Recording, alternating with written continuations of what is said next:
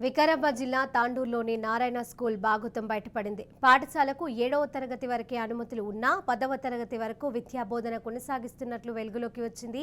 Narayana school యాజమాన్యం పూర్తి స్థాయిలో అనుమతులు లేకుండా పాఠశాల కొనసాగిస్తున్నా విద్యాశాఖ అధికారులు చోద్యం చూస్తున్నారని విద్యార్థుల తల్లిదండ్రులు మండిపడ్డారు.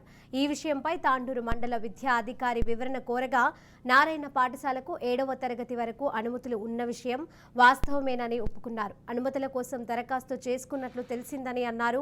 ఈ విషయంపై ఉన్నతాధికారుల నుండి అనుమతులు తీసుకొస్తే పాఠశాల కొనసాగుతుందని, లేకపోతే పాఠశాలలను సీజ్ చేస్తామని, విద్యార్థులకు మాత్రం ఎలాంటి అన్యాయం జరగకుండా చూస్తామని విద్యాధికారి పేర్కొన్నారు.